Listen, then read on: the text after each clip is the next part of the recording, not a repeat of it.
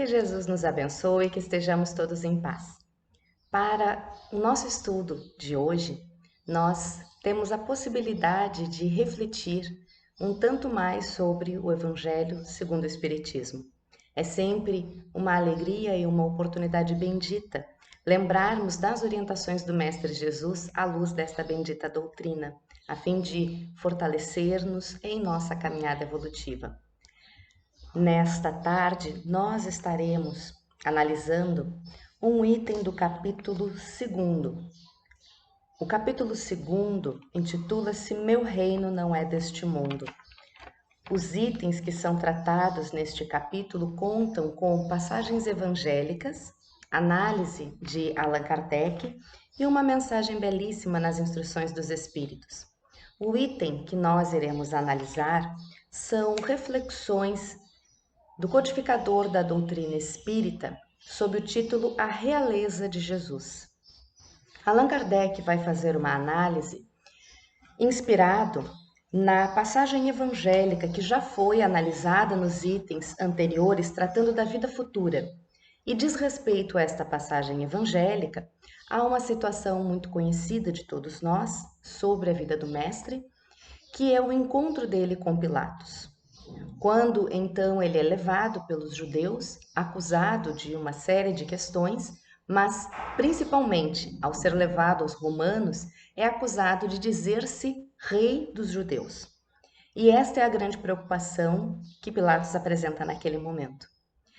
Se, de fato, Jesus fosse o rei dos judeus, poderia, de alguma maneira, estar em combate, em lutas e disputas pelo poder temporal, uma vez que Pilatos também detinha algum poder do ponto de vista, ou muito poder do ponto de vista temporal, material, naquele momento. Então, nós vamos identificar a grande preocupação de Pilatos ao questionar o Mestre Jesus se ele era rei dos judeus. E Jesus então vai deixar-nos algumas palavras reflexivas e orientadoras, particularmente conhecida por nós e que intitula o capítulo, afirmando que o seu reino não é deste mundo, fazendo-nos então pensar de que espaço, de que local, do que efetivamente falava o Mestre Jesus quando faz esta afirmativa de que seu reino não é deste mundo. Na resposta, nós vamos observar ele dizendo: meu reino não é deste mundo. Se o meu reino fosse deste mundo, a minha gente houvera combatido para impedir que eu caísse nas mãos dos judeus, mas o meu reino ainda não é aqui. E insiste Pilatos: és, pois, rei? Porque a questão era se ele era rei dos judeus, e ele vai insistir: és, pois, rei? E Jesus então novamente vai chamar-nos a atenção dizendo: tu dizes, sou rei. Não nasci, não vim a este mundo senão para dar testemunho da verdade. Aquele que pertence à verdade, escuta a minha voz. De que verdade falava o Mestre Jesus e de que reino, então, ele estava se referindo? E é justamente sobre este reinado que nós vamos observar Allan Kardec preocupando-se em analisar, refletir e trazer alguns elementos que tornem-se ferramentas que contribuam para a nossa orientação enquanto aqui nos encontramos. A mensagem de Kardec, a realeza de Jesus, diz o seguinte: que não é deste mundo o reino de Jesus, todos compreendem, mas também na terra não terá ele uma realeza? Nem sempre o título de rei implica o exercício do poder temporal. E aí começa então a reflexão de Allan Kardec no que diz respeito a podermos aprofundar nas palavras, nos ensinos de Jesus. Primeiramente, vai chamar-nos a atenção o codificador ao fazer esta primeira pergunta.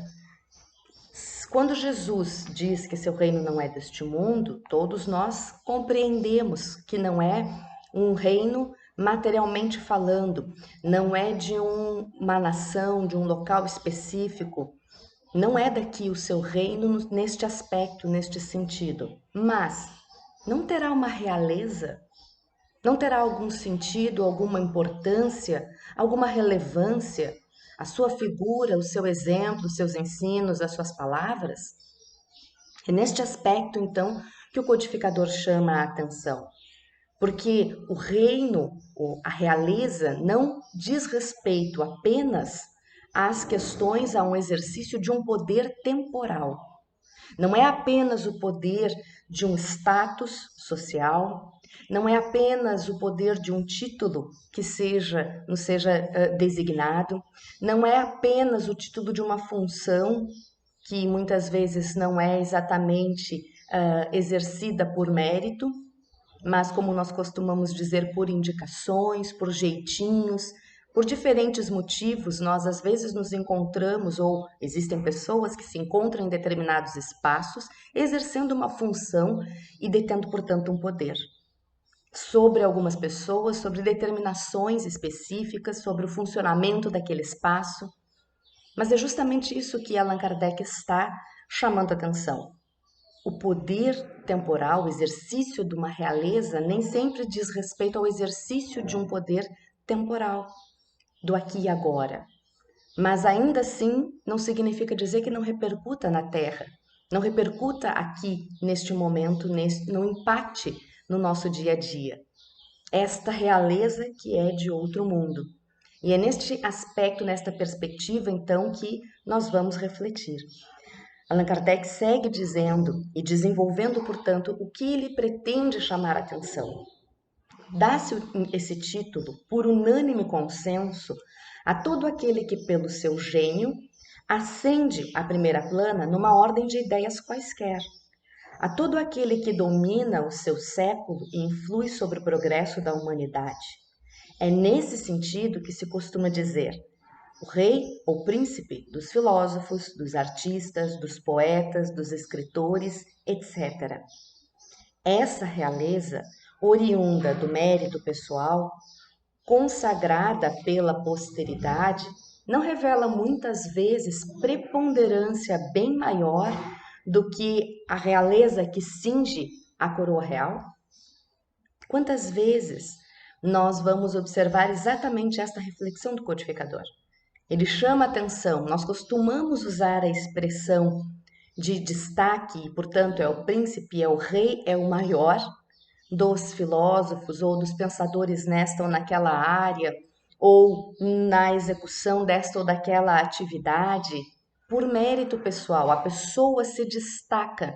Ninguém deu oficialmente um título a ela, mas a própria pessoa destaca-se no seu meio pelo modo como ela desempenha as suas atividades, pelo modo como ela se relaciona com os demais, pelo modo como ela lida e ingere no espaço onde ela se encontra.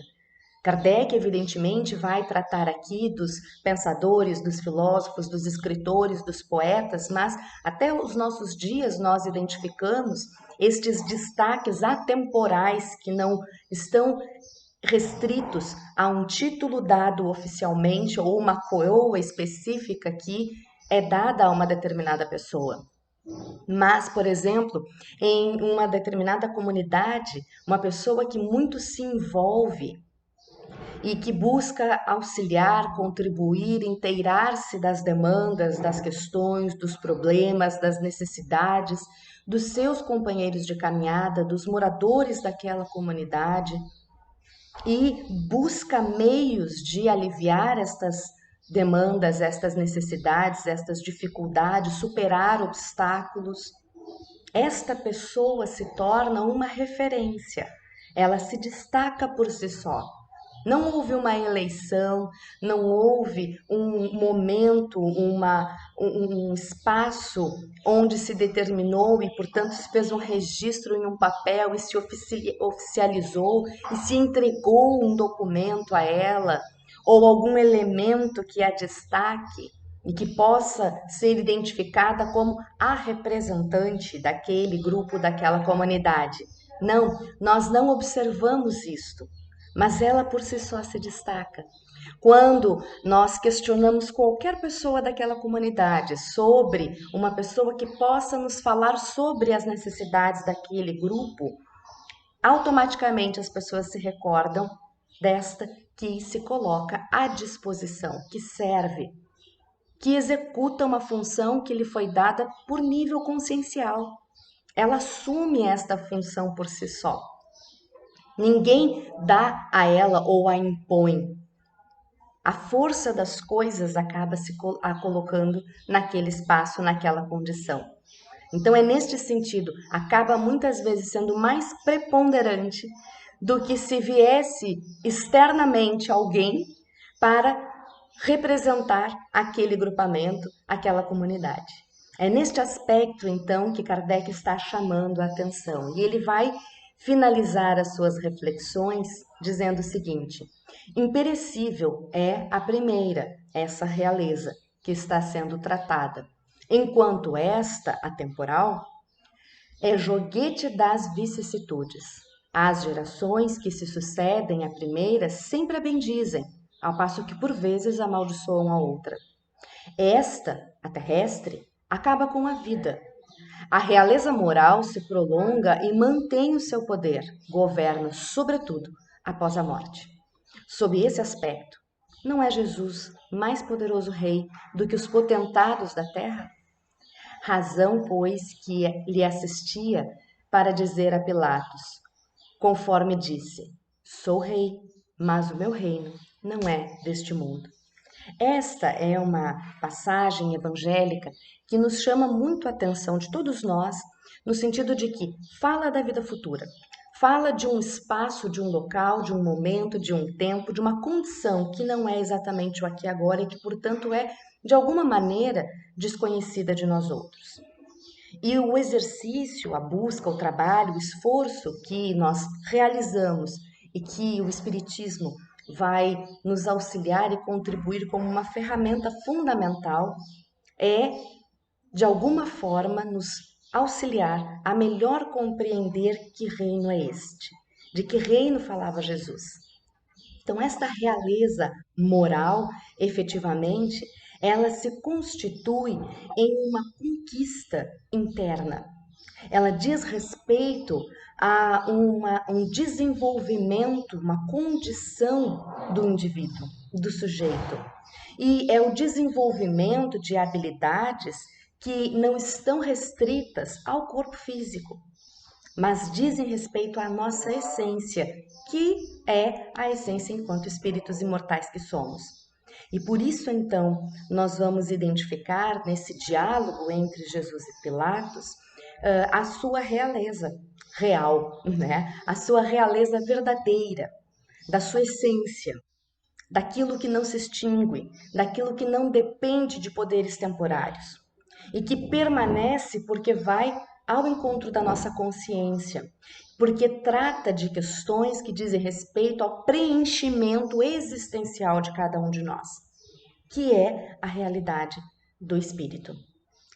Nós costumamos falar deste reino enquanto o plano espiritual, mas é muito mais do que o plano espiritual no sentido de ser sentido, ou de ser observado, de ser entendido, ou de ocorrer apenas quando nós não estamos mergulhados no corpo físico. Porque o plano espiritual ele não deixa de existir e nem nós deixamos de ser espíritos enquanto estamos reencarnados. Então, a implantação deste reino aqui e agora como se dá?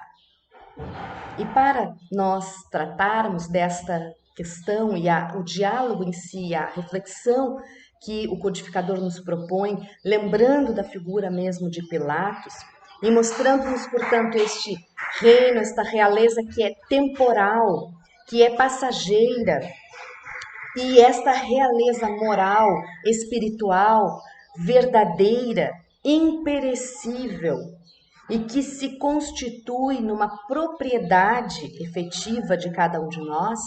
Quando Allan Kardec traz essas reflexões, nós nos lembramos de alguns estudos que benfeitores amigos nos fazem, chamando-nos atenção para este poder que é temporário e que muitas vezes nós estamos buscando este poder temporário na tentativa de um preenchimento existencial e que isso nunca vai dar certo.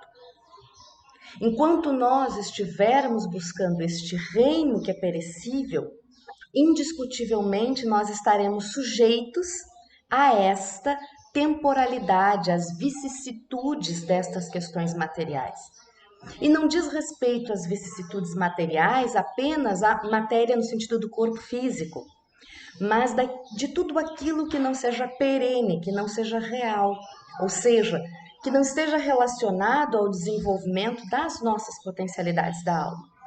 Nós temos alguns estudiosos do espiritismo, da doutrina espírita, que chamam-nos a atenção para esta figura, para esta imagem, para essa compreensão, para esse nível de compreensão das virtudes e dessas potencialidades, destas habilidades espirituais, como sendo a possibilidade da construção da felicidade real, como sendo o objetivo maior da nossa existência. E que, quando nós não buscamos isso, o que ocorre, na verdade, é uma falta que nós sentimos do objetivo maior. Ou seja, é nós pensarmos dentro da perspectiva que nós estudamos nos nossos bancos escolares do que é, por exemplo, o frio, o que é, por exemplo, a sombra. O frio, ele não tem a existência em si mesmo. Por isso o codificador fará uma fala em outra obra básica de que o mal, ele não tem existência em si mesmo. Porque o frio, por exemplo, ele não tem a existência em si mesmo, ele é a ausência do calor. Assim como a sombra não tem existência em si mesma, ela é a ausência da luz. Assim como a maldade é a ausência do bem. É neste aspecto, então, que cabe a nossa reflexão, a nossa análise. E por isso é tão significativo nós refletirmos. Enquanto nós estivermos na busca desta realeza temporária e nós estivermos investindo o nosso tempo, a nossa inteligência, as nossas habilidades, a nossa oportunidade reencarnatória na busca única e exclusivamente destas questões materiais e não da essência, nós continuaremos nesta ausência de alguma coisa, que é a ausência da essência, que é a ausência do bem maior, que é a ausência das virtudes. Então, quando nós não temos as virtudes, as nossas imperfeições, elas são temporárias, mas elas exigem o nosso esforço, o nosso trabalho, a atuação da nossa vontade, para que nós possamos sair desta condição de sombra. Mas este reino de Jesus ainda fica para nós outros um tanto quanto desconhecido, porque nós estamos ainda, como diz um benfeitor espiritual, na obra mesmo, o Evangelho segundo o Espiritismo, nós estamos ainda mais próximos do ponto de partida do que do ponto de chegada, enquanto nos consideramos espíritos imortais em processo evolutivo. E por isso, nós buscamos da obra Dias Venturosos algumas reflexões da benfeitora espiritual Amélia Rodrigues.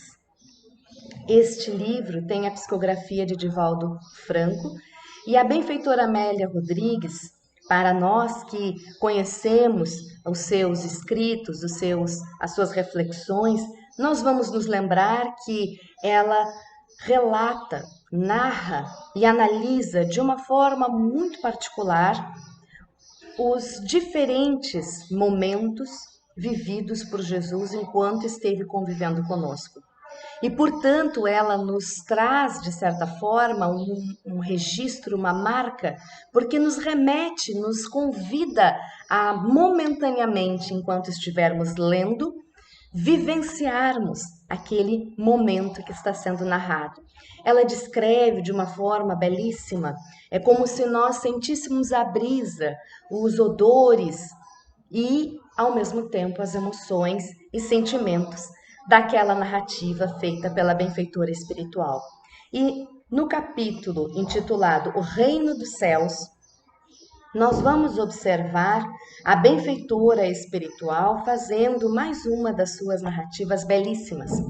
E ela vai descrever aqui um questionamento feito por um dos apóstolos de Jesus, um dos seus companheiros de caminhada que muito nos chama a atenção, que é Simão Pedro, porque mostra no Simão Pedro as nossas fragilidades. Nós muito nos identificamos com os seus questionamentos, com a sua simplicidade, com as suas questões.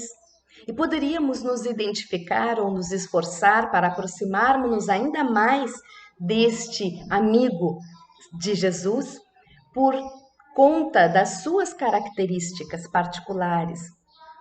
Quando Simão Pedro percebe as suas fragilidades ou a sua dificuldade de compreensão, ele não se deixa dominar pelo orgulho. Uma das grandes características de Pedro é exatamente esta da humildade. Ele vai questionar aquilo que ele não está entendendo.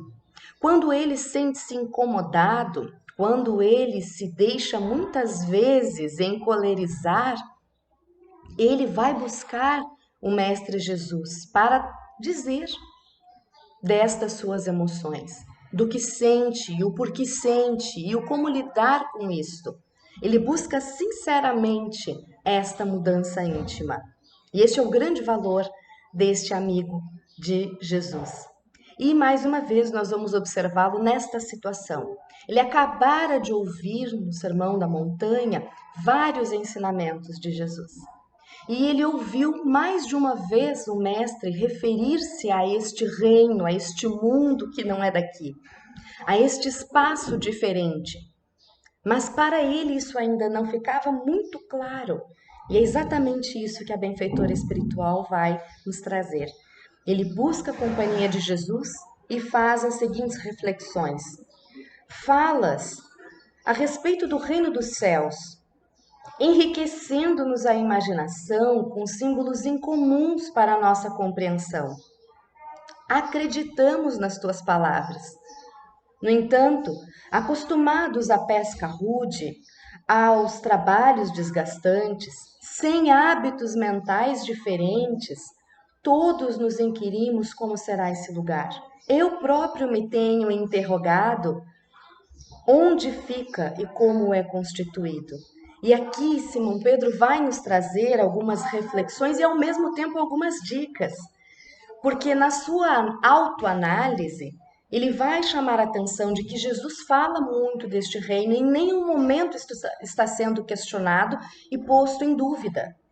Como nós, quando lemos o Evangelho segundo o Espiritismo, nós não estamos nos colocando na condição de que não acreditamos, ou estamos duvidando de alguma forma, ou estamos tentando deturpar, ou distorcer, ou colocar de uma maneira que facilite a manutenção das nossas imperfeições. Não é exatamente esta a questão, ou pelo menos não é intencionalmente. Nós não duvidamos da grandiosidade do Mestre Jesus, das suas palavras, dos seus ensinos e do aprofundamento do entendimento dos seus ensinos a partir da doutrina espírita. Mas o que Simão Pedro traz é: somos ainda espíritos imperfeitos. Somos espíritos ainda, de certa forma, numa infância espiritual. Somos espíritos ainda muito mais próximos da materialidade do que da espiritualidade.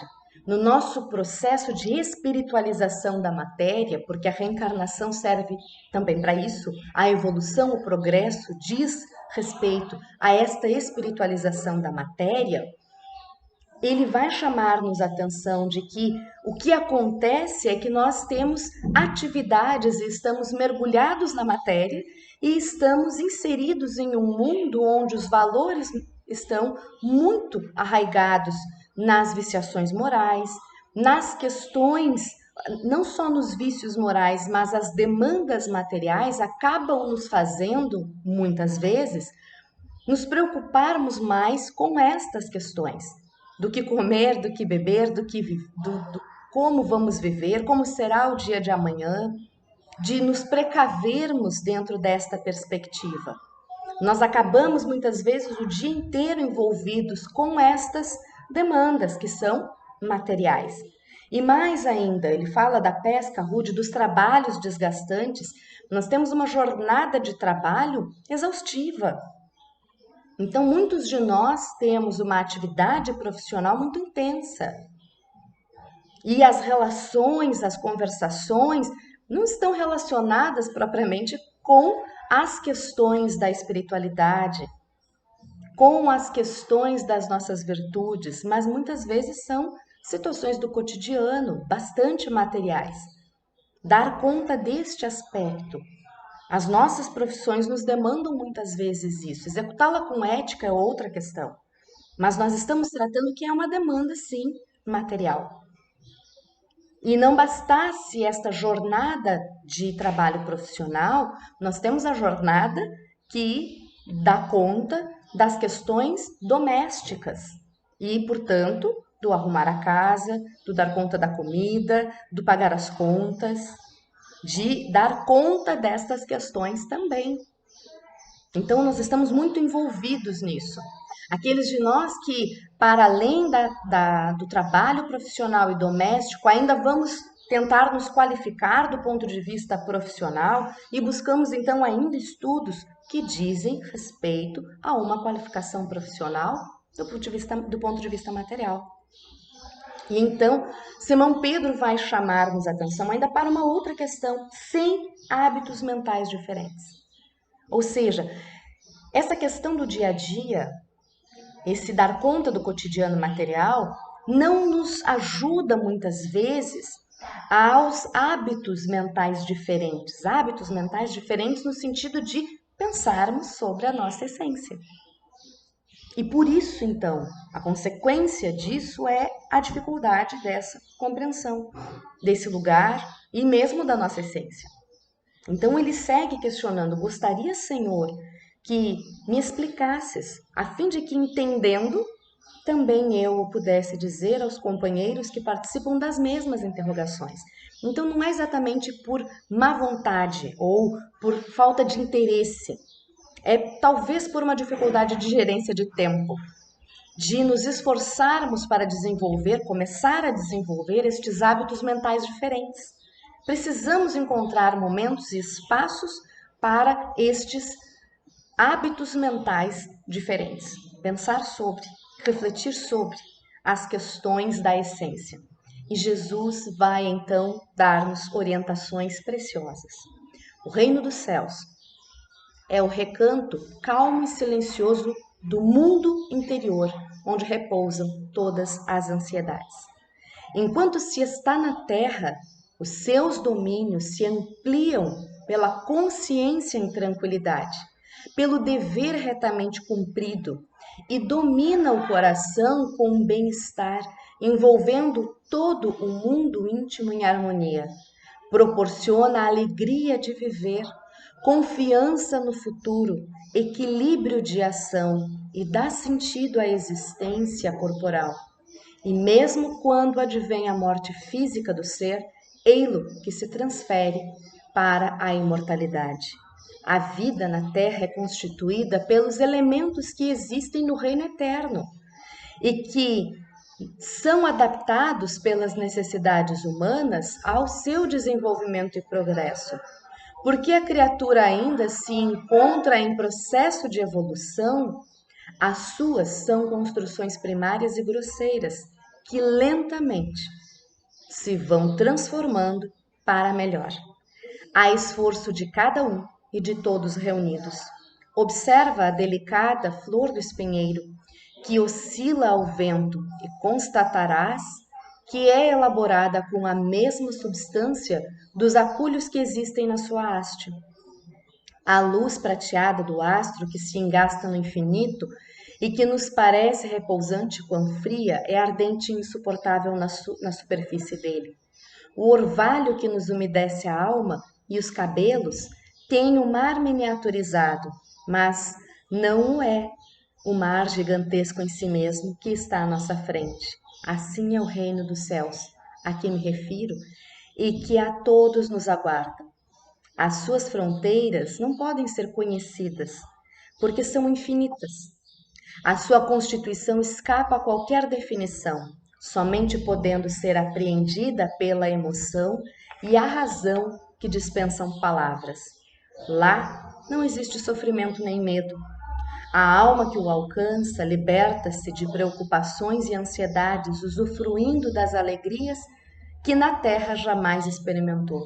O amor é vivo e pulsante, irradiando-se em todas as direções, qual música divina que internece e sustenta a esperança, fundindo os corações uns nos outros, sem desconfiança nem precipitações.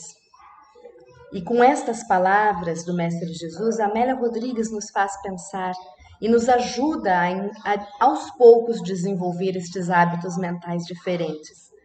Lembrando, portanto, que este reino dos céus, ele não há uma delimitação específica. Ele diz respeito a uma condição íntima.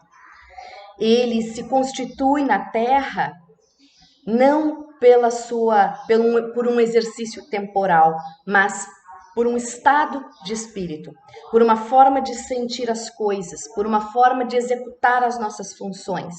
É a consciência tranquila, diz-nos o Mestre Jesus. É compreendermos em profundidade os seus ensinamentos e de fato segui-lo como modelo e guia que ele é. Para que possamos, cada um de nós, ter a mesma paz que o Mestre Jesus trazia no seu semblante e no seu sentir mais íntimo. Porque em todos os diálogos o que o Mestre expressa é exatamente esta paz íntima, que é a maior felicidade que nós podemos ter. É neste sentido que nós podemos começar a pensar neste reino dos céus, nesta realeza de Jesus. Buscá-lo como o modelo e guia que ele é, para desenvolvermos esta tranquilidade que vem da consciência tranquila, portanto, da execução dos nossos deveres, inclusive materiais, nos mínimos detalhes, dentro de uma ética, de uma preocupação com o fazer ao outro aquilo que gostaríamos que nos fosse feito e não fazer aquilo que nós não desejaríamos que fosse dirigido a nós.